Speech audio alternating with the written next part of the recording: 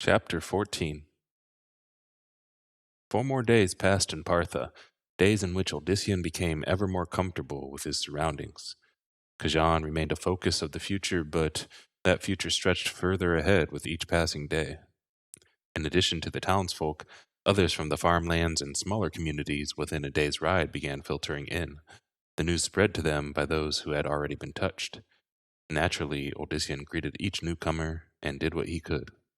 Although progress was slow, at least now he had proof that what he had told them was true. In addition to Romus, nearly 24 others had manifested some sign of powers. Those signs varied wildly, from healing minor injuries or causing flowers to blossom to a child's sudden ability to call birds to her hand. No two were exactly the same. That in itself fascinated Odyssean further, and he spent some of his time trying to decipher why what worked for one and did not for another. He suffered no repeat of the nightmare, and, with matters demanding so much of him, soon even forgot it. Meanwhile, the ranks now swelled in another unexpected manner. Partha was a trading town, and so visitors and merchants en route elsewhere would stop there on a daily basis. They could not help but be swept up in the excitement going on all around them, and many who came merely out of curiosity left touched by Odyssean. Not, not all did, of course, even as not all in Partha had yet. However, the reluctant shrank in numbers with each new miracle, such as the elderly man whose daughter healed his failing vision, initially without even realizing it. Again, it was an act she could not repeat, but Odyssean could not help thinking that many more were on the threshold of joining him. Despite the monumental change going on inside them, most of the townsfolk tried to continue their normal lives. What else were they supposed to do? Crops still had to be harvested and children fed. Master Ethon freely admitted that he enjoyed his own work, especially since the death of his wife several years earlier and the departure of his 2 older sons for Khajan the season before. In fact, it was because of that enjoyment that he had to abandon his guests come the following evening. "I will be apologizing to you, good Odyssean, for my absence tonight. An old friend and fellow merchant would have me visit his caravan to show me some of his latest items. Like me, he had been touched, but also like me, well, he, too, is a merchant at heart." "There's no need to apologize, Master Ethan. You've been more than generous. You've done so much." "I? I?" The older man laughed. "Oh, Odyssean, you are likely the most humble person I've known. I've done so much. You've merely altered forever the lives of everyone here." Ethon left, still laughing, and with Odyssean feeling somewhat embarrassed. Lilia later sought to soothe Odyssean's feelings. "You should be full of cheer. You are just being yourself, my love. Nothing to be ashamed about." She kissed him. "But it is true. You are wonderfully humble, considering the truth." "Perhaps," he suddenly felt restless. "I need to walk." "Where shall we go?" His discomfort increasing, Odyssean replied, "I'd like to walk alone, Lilia." "In Partha?" She sounded amused. "I dare say you will not get very far, dear Odyssean, but I shall let you try. I wish you the best of luck." He knew what she meant. The moment even one person sighted him, a crowd would form as if by magic. Still, nighttime was his best opportunity. Most people would have known by now to return to their homes. The inns and taverns would still be open, but Odyssean intended to avoid those areas. "I'll just walk down the street to the right side of the estate, then probably return right after that." "Poor Odyssean, you do not have to tell me everything you do." Lilia gave him another lengthier kiss. "I wish you a relaxing excursion." From anyone else he would have thought such a reply hinting of mockery, but from her Odyssean sensed only concern and love. Not for the first time did he think how fortunate he had been to find her. It was almost as if fate had planned it. With yet an even more passionate third kiss, he left her in Master Ethan's study. Odyssean was tempted to first locate his brother, but suspected that, as in previous tries, he would not find Mendel around. While everything else seemed to be coming together, Mendel and he continued to grow more distant from one another. What made the situation worse was that the few times when Odyssean might have been able to talk with his sibling, he was without exception interrupted by new supplicants. Unwilling to turn down such requests, he had let the precious chances slip away. But there's got to come a time. Mendel was not well. Odyssean felt certain of that. The younger brother was hiding something important. What it was, perhaps only Achilles knew, but the hunter was also good at being absent when Odyssean sought to confront him. Even Cerinthia's presence at the gatherings did not seem to keep Achilles nearby. Not for the first time, Odyssean swore to himself that all that would change as soon as possible. Somehow he would find out the truth. For now, though, he needed to clear his own head and relax. The night air helped him almost immediately. As he reached the outer gates, Ethon's men silently saluted him. Like so many, they had experienced the awakening within, but still felt most comfortable keeping their normal routine. Fortunately, they also already knew to respect Odyssean's privacy. "I won't be long," he told them. "As you wish, Master Odyssean. We will be here for you when you return." He had given up trying to make them or anyone else cease calling him by such a title. Better that, at least, than being declared a holy one, or the like, as some still did. He chose the least lit avenue and quickly headed into it. The darkness comforted him, its shadowy veil giving Odyssean a sense of anonymity that he truly needed at the moment. He began to think of his farm, surely either in utter disarray or in the hands of some opportunistic neighbor who had recognized the value of its soil. Odyssean hoped that at least someone had taken care of the animals properly. Faint voices warned him of someone coming from the other direction. Preferring to be alone, Odyssean turned down an even darker side street and hurried off before the others would see him. What little he could make out of the tone of conversation indicated that they were merely two members of the Parthic guard making their rounds, but even they represented too much interaction with the townsfolk at this point. Odyssean had no idea where the new street went, but its seductive solitude was enough to keep him on it for some distance. The voices soon faded behind him. He began to relax, as not even sleep could help him do. For the first time since before the calamity in Sarum, the son of Diomedes felt like an ordinary man again. Then another voice, this one whispering, caught his attention. Odyssean looked to the left where he thought the source lay. But from his right came a second whisper. Like the first, it was just low enough to be unintelligible. There was something about its tone, however, that raised his hackles. "Who's there?" Odyssean called. "Who's there?" From the left, the first voice began anew. Wasting no more breath, Odyssean leapt toward the sound, but his groping hands found only shadow. A third voice came from somewhere ahead with a growl. Odyssean whirled in that direction, and once more nothing of substance could be found. Carefully, he retreated several steps, then glanced over his shoulder. There should have been some glimpse of another street a short distance back, but Odyssean saw only darkness. Suddenly, all the voices renewed their mad muttering. Worse, now they were quickly joined by several more, all speaking in the same intense tone that set Odyssean's nerve on edge. He spun around in a circle, seeking either one of the speakers or an exit, but finding neither. "Show yourself, damn it," he finally shouted. "Show yourself!" He tried to summon the power to his command and failed. Trying a different tack, Odyssean specifically imagined bright illumination, the better to ferret out his stalkers, or even some great wind that would carry him away from this area. Yet these two came to nothing.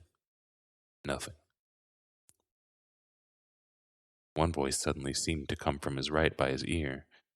He started to turn toward it, and a thick limb from the opposing direction wrapped around his throat. Choking, Odyssean struggled to free himself from whatever had snared him. He could not even tell if it was an arm or some sort of tentacle, only that its grip was stronger than iron. As the lack of air took its toll on him, Odyssean's thought went to Lilia. He could only assume that this attack had to do with Malik, and so he feared that the high priest would next go after her. Yet even that concern did not give him the might to escape. Then, from out of nowhere, came a hiss, followed by a snarl like that from the throat of a foul beast. At the same time, some instinct took over Odyssean. Every muscle in his body tensed. The air rippled. A guttural exclamation filled the night, followed immediately by a crash. The tightness around Odyssean's throat vanished, along with it the insidious whispering. Suddenly there was only the sound of him trying to catch his breath, that and the soft padding of swift boots. "Odyssean," came a voice very familiar to him. "Odyssean, I thought I saw. Damn, I don't know what I saw." But despite that little obstacle, Achilles had evidently managed a masterly shot. In the blackness, it could have just as easily been Odyssean whom he hit, and certainly that would have been a high probability had it been any other archer. However, Odyssean knew his childhood friend's skill well, and so understood that his life had never been in danger, at least from an arrow. Thank you, he gasped. Achilles, bow over his shoulder, helped Odyssean straighten. "Don't thank me for anything. I'm sorry I didn't manage to kill whatever had you, though.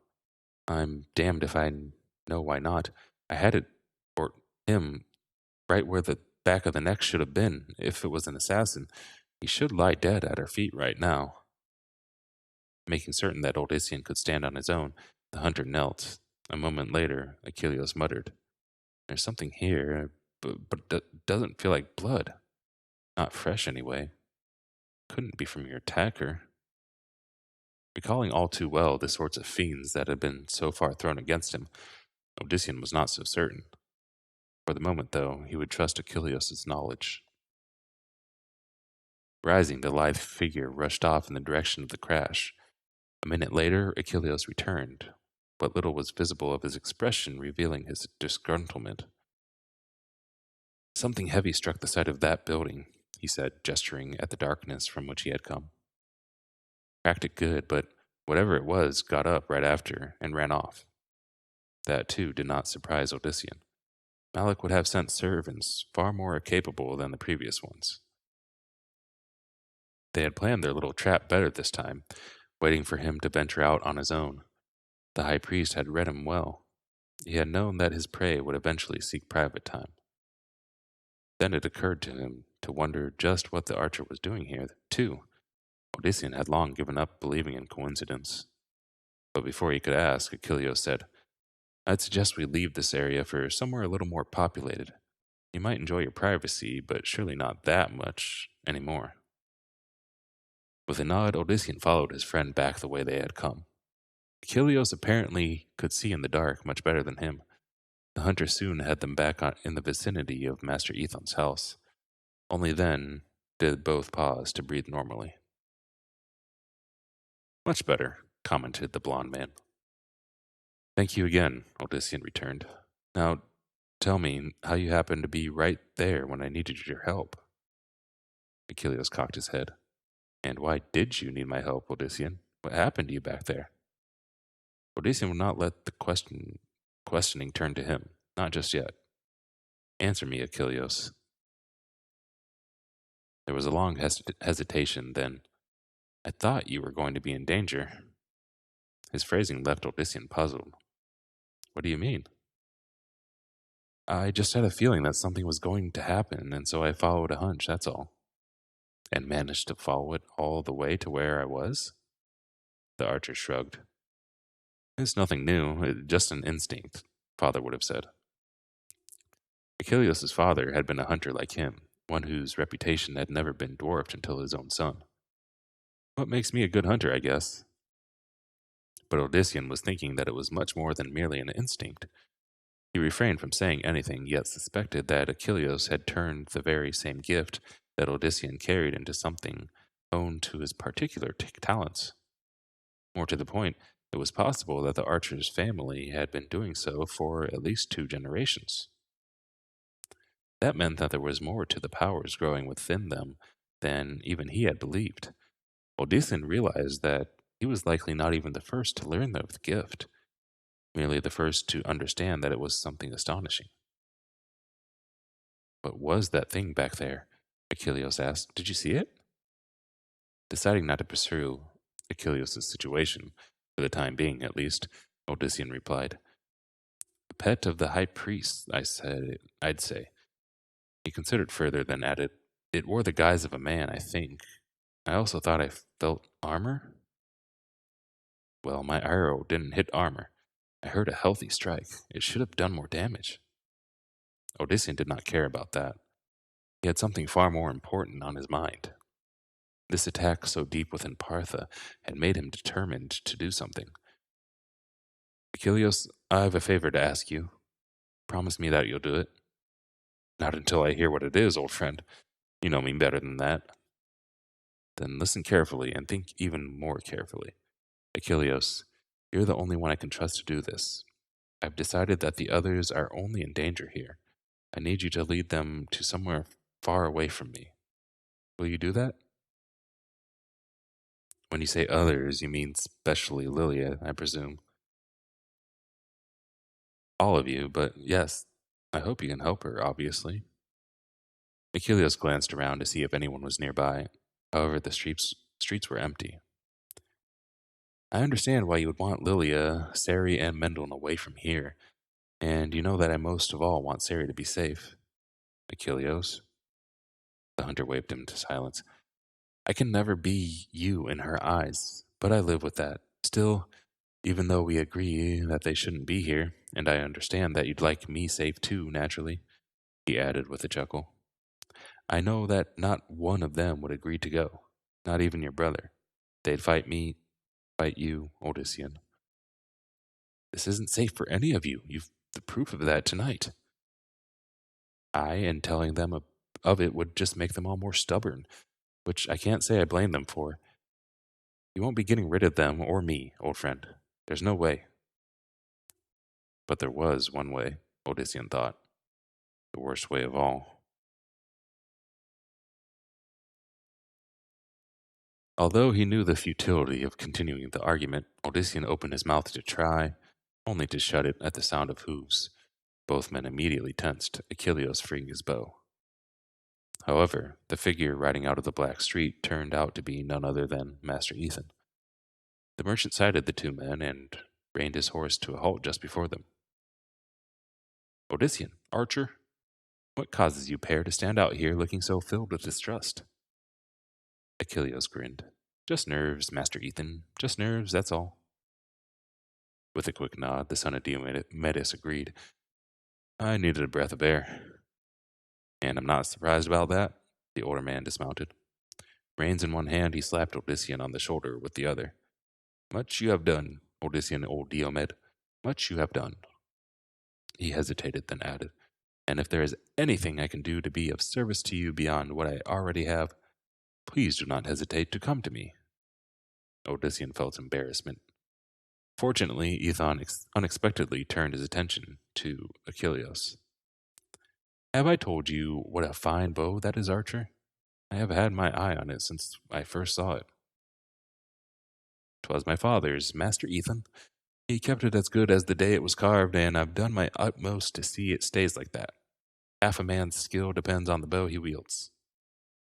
So much, you think? May I hold it? The merchant asked, extending a hand. By all means. Achilles let their host inspect the weapon. Ethan ran his fingers expertly over the finely crafted piece. Odysseus, who himself had admired and even fired the weapon several times over the years, saw it anew. Few there were who could have surpassed the work of Tremes, Achilles' father. But had Tremes' exceptional talent with carving also been some variation? After giving the bow a very thorough inspection, Master Ethan finally returned it to its owner. A splendid piece, yes. I look forward to seeing it in action again. His comment caused the other two to briefly exchange glances. The leader of Parther had no idea just what he was asking. Odysseus felt certain that the attack in the street had just been the very beginning of something far more sinister, something that could engulf the entire town, something that could very well destroy it and everyone within.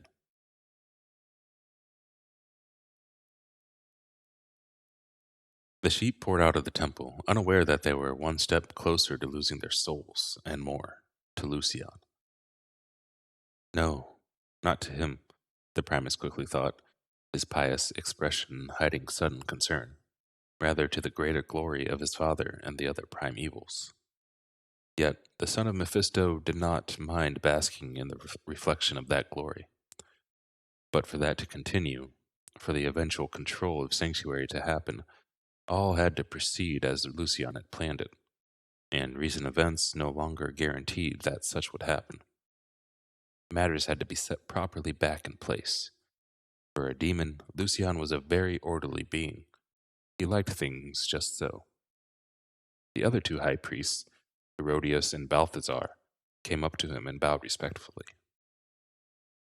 Generally, after the Primus had given a sermon to all three orders, he and his most loyal followers met in private for further discussion of the Triune's progress toward domination. Not this evening, however.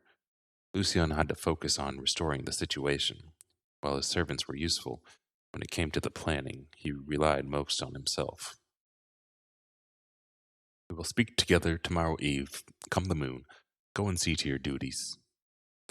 Those duties included indoctrinating the faithful who had reached the point where they had begun to turn the true doctrines of the temple: hate, destruction, and terror. The methods by which the Primus and his servants slowly manipulated the fools toward that end were many and ranged from the mundane to the magical. Some of the faithful were more attuned to this, the weak-minded ones, and they were carefully picked out of the throngs and invited to special sermons. There, the subtle shapings of the Primus's private sermons delved deep within the mortals' minds, seeking that which lay in the darkest recesses. But Lucian could rely on the two humans before him to handle such matters for a time. He dismissed them and hurried back to his private sanctum. It galled him that he had to do his work in secret, but some sacrifices had to be made, especially if she was indeed involved. Alec's efforts would make for a good distraction in that regard, causing her to be unaware of what Lucian also intended. The four guards snapped to attention as he passed them. They wore the semblances of peace warders, but were Morlu. Anyone foolish enough to attempt entry without permission would quickly learn the difference, a moment before they were cut to pieces. Shadows filled the chamber, Lucian's work now more suited for the dark. He looked to where two more Morlu stood sentry over a cowering young man in the gray garb of a novice cleric. In the first part of their study, those chosen by the high priest did not wear the robes of any order, for it was by the Primus's decision which one they would best serve. Icarian, Lucian intoned. He wore his most kindly expression, which was lost on the youth in front of him, who knew who and what his master was. Great is my lord, Icarian stammered, bowing down on one knee. Merciful is my lord. This brought a chuckle from the Primus, who knew himself much better than the mortal obviously did. He reached down to the kneeling figure, stroking the chin of his chosen. Dear Icarian, you know the sacrifices you make to take on the mantle of a cleric, do you not? And I have accepted them gratefully. Have you? Your sisters were to be brought to us, to be made our loyal handmaidens. Lucian had a very earthy taste for human women, especially untried ones. It was a mark of how devoted his acolytes were that they willingly sold their own to prove their love for him. But they appeared to have left for a long journey. Master, The hand that stroked the chin now painfully clamped the mouth shut. Still speaking in the same kindly tones, Lucian continued. They did not travel far, though. Thanks to the very dedicated brother Tommel, your good friend, I had the pleasure of discussing their talents with them only last night. And Karian made the mistake of trying to leap at his master. One of the Morlu drew his great axe, and in a single swift motion removed the rebellious youth's head. The head tumbled into Lucian's hand. He turned it upside down to preserve the contents. The son of Mephisto preferred to do his own slaying, but could not fault the warrior for his enthusiasm. "Leave the carcass," he commanded the Morlu. "You are dismissed." The armored figures bowed and departed. Lucian paused, then glanced up at the deepest shadows above. "Astroga, I know you watch. I have a tidbit for you." "And what the cost?" came a hissing voice. "What the cost, O Lucian?" "Nothing you cannot afford, dog of Diablo. We shall speak of it later. Take the carcass." Something white and like rope shot down to where the body lay. It resembled the webbing of a spider might shoot, only much, much larger, as if a creature at least as great as the son of Mephisto somehow hid in the recesses of the ceiling. The headless body shot up, pulled up by the webbing into the shadows. A moment later, there was a horrific slurping sound. "He has been bought," Lucian thought to himself. "That leaves just one more." With his free hand, the Primus drew a triangular symbol not unlike that of the triune in the air. The pattern flared a savage crimson, then drifted to the floor, sealing there. Lucian tossed Brother Icarian's head into the center. It landed perfectly, the bulging eyes staring up, the mouth slack as if in mid-scream. Blood puddled around it, in actuality feeding the burning symbol with power. "Gulag, I have something for you. Come and get it." The stone floor beneath the head began to shift as if suddenly liquid. The magical pattern remained intact, as did the stones beneath, but they rolled and twisted as if part of a turbulent sea. Then, a gap reminiscent of a whirlpool opened up just to the right of the pattern. Although it was circular, within one could see the ridges of teeth. The mouth swirled around the pattern twice, then sought to engulf it. Dark sparks arose each time it attempted. At last, the toothy gap paused. "Stupid is Gulag," came Astroga's monstrous voice from above. "Like his master he is." "You have your treat, Arachnid," reprimanded Lucian. "Be still." The demon above grew silent, save to renew the slurping that marked his eating. The macabre mouth attempted once more to take in the head, and once more the pattern kept it away. "Rise up, Gulag." The floor began to swell. It took on a shape vaguely humanoid, vaguely porcine. Its body still maintained the stone design of the original floor, but approximately where the head should have been, 3 eye stalks suddenly sprouted. "Lucian," it said, the voice akin to the last gasp of a dying man. "Want?" "And so you shall, servant of destruction, servant of Baal. But in a moment you and Astroga must assist me with a spell. Will you?" Above, the slurping ceased again. Expensive is this meal, this one thinks now. Lucian's expression grew sharp. His eyes seemed to sink into the sockets, and he was suddenly half again as large as before. "You accepted it, Spider, just the same. A bargain made without thought is still a bargain." "So it must be," the other demon replied reluctantly. Looking slightly more than genial Primus, the genial Primus again, the son of Mephisto focused on the second demon. "And you, Gulag? Do you have any reservations about accepting what I offer even before hearing the price?" "Destruction?" He smiled at the simple question. "Yes, there could very well be some." "Head." It was as close to an acquiescence as Lucian would get from one of Baal's minions. He gestured at the pattern, removing it.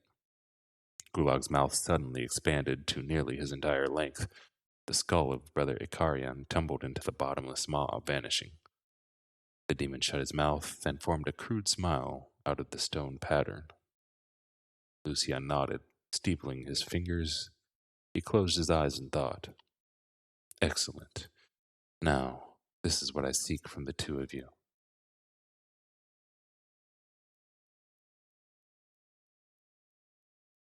End of chapter 14.